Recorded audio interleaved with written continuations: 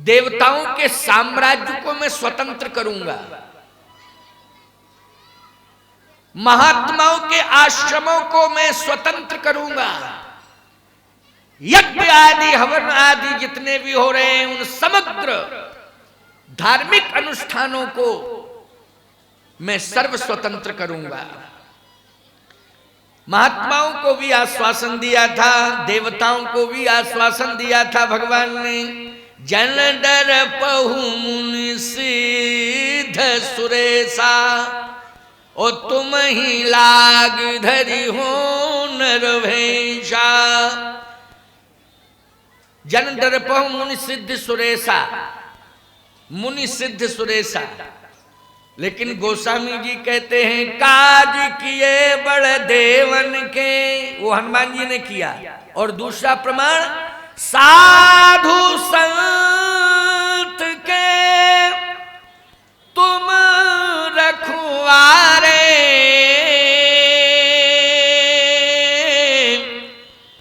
असुर निकंदन राम दुलारे। साधु संत के तुम रखवारे और असुर निकंदन राम दुलारे।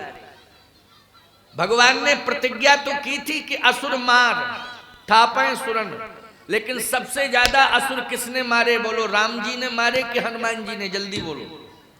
देखो डरने की कोई जरूरत नहीं है। हाँ भाई, जो बात क्लियर है उस बात को बिल्कुल मुक्त कंठ से कहो, मुक्त कंठ से। सबसे ज्यादा राक्षस श्री हनुमान जी ने मारे। साधु संतों की रक्षा, आश्रमों की रक्षा, गौ ब्राह्मण की रक्षा सृष्टि में आज तक होती आ रही है, वो हनुमान जी के द्वारा होती आ रही है। बोलो हनुमान जी के द्वारा ही होती आ रही कि नहीं? आप कहो राम जी क्या कर रहे हैं? अरे राम जी तो हनुमान जी के हृदय में बंद हैं, बैठे हैं चुपचाप आराम कर रहे हैं। बोलो क्या कर रहे हैं? आराम कर रहे हैं। बंदों पवन कुमार खलबन पावक ज्ञान घन, और जासु हृदय आगार बसहि राम सर चाप धर। धनुष बाण भी रख दिया अलग, कोई जरूरत नहीं है इसकी, इसकी कोई जरूरत नहीं है। बोलो भाई, धनुष बाण से ही रक्षा होती है कि नहीं होती है? बिना शस्त्र के रक्षा नहीं होती है। लेकिन एक प्रमाण मिल रहा है कि हनुमान जी जब से मिले तो बंदहु पवन कुमार खलबन पावक ज्ञान घन, और जासु हृदय आगार बसहि राम सर चाप धर। सर चाप धर। भगवान फुर्सत पा लिए कि अब हमें चिंता करने की कोई आवश्यकता नहीं है, क्योंकि हनुमान जी मिल गए। एक बड़ी अच्छी बात स्मरण हो आई, क्योंकि आज मंगलवार है तो हनुमान जी की चर्चा करना बहुत जरूरी है। क्यों जरूरी है कि समुद्र का तट है, समुद्र का तट अपरिमित जल है। जहां तक दृष्टि जा रही है वहां तक जल ही जल दिखाई दे रहा है। लहरें भी उठ रही हैं बहुत ऊंची ऊंची, बानर भालू सब देख रहे हैं। जामवंत जी ने कहा क्या देख रहे हो? बंदरों ने कहा तमाशा देख रहे कि कितनी ऊंची ऊंची लहरें उठ रही हैं। जामवंत जी ने कहा तमाशा देखने की जरूरत नहीं है, ये बताओ क्या इस समुद्र को तुम पार कर सकते हो? कोई पार कर सकता है? जल्दी बोलो। तुम सब में गोस्वामी तुलसीदास जी महाराज ने प्रमाण दे दिया। जितने बंदर थे सबने असमर्थता जाहिर की, कहे निज निज बल सब काहू भाखा,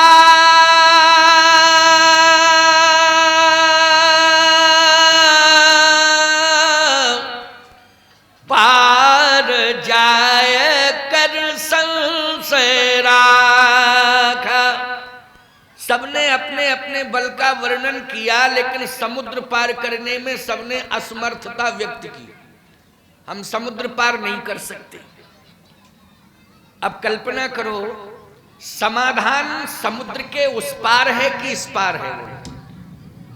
जो समस्या पैदा हुई है वो समस्या है सीताहरण की, और सीता जी समुद्र के उस पार लंका में पहुंच गई।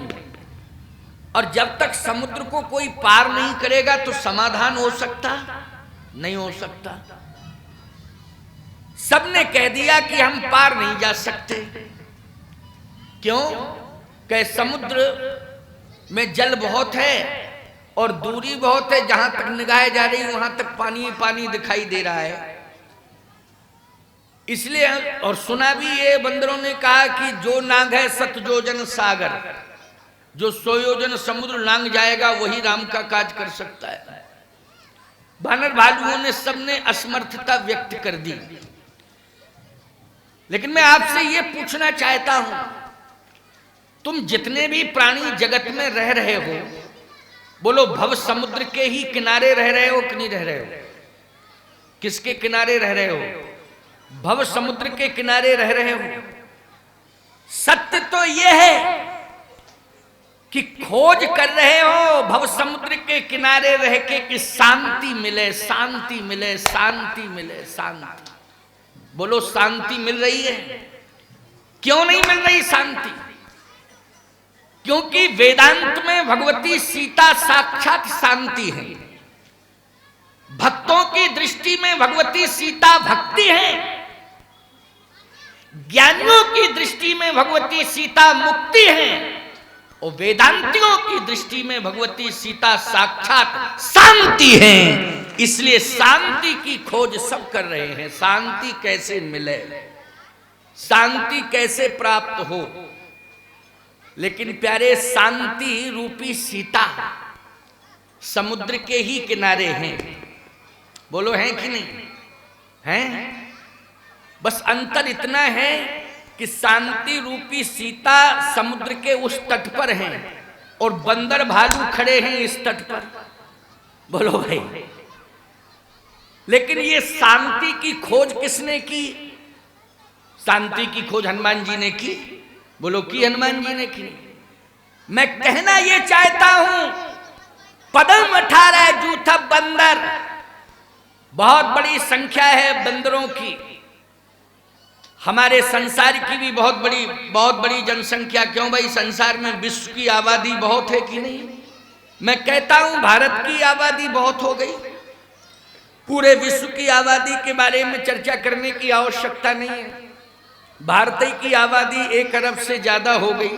बोलो हो गई कि नहीं? लेकिन ऐसा संसार में कौन है जो शांति ना चाहता हो?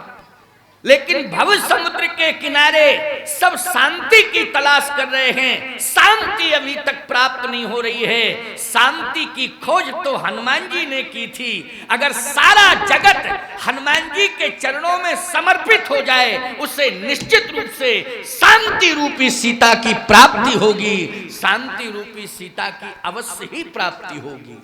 लेकिन माध्यम किसे बनाना पड़ेगा? बोलो हनुमान जी को। शरण में किसकी जाना पड़ेगा? हनुमान जी की शरण में। इसलिए और देवता चित्तन धरे, साफ बात बोल रहा हूं। क्यों भाई, क्लियर है कि नहीं? भाई हम नहीं कह रहे, तो तुलसीदास जी कह रहे हैं। क्यों, कौन कह रहे हैं? तुलसीदास जी। और देवता चेतन धरई, केवल हनुमत से सर्व सुख। बोलो भाई, केवल हनुमान जी की शरण में पहुंच जाओ, शांति ही शांति आ जाएगी, संपूर्ण सुख भी आ जाएंगे। कुछ करने की, इधर उधर कुछ भटकने की आवश्यकता नहीं है। केवल करना यही है कि हनुमान जी की शरण में पहुंच जाओ। सुनो प्यारे, भगवान राम के सामने यही समस्या है। समुद्र के किनारे प्रभु श्री राम बानर भालुओं के सहित विराजमान हैं। थोड़ा सा सोच की मुद्रा में बैठे हैं प्रभु राम क्योंकि जब समस्या आ जाती है तो पूरा परिवार, और अगर बहुत बड़ी समस्या है तो पूरा गांव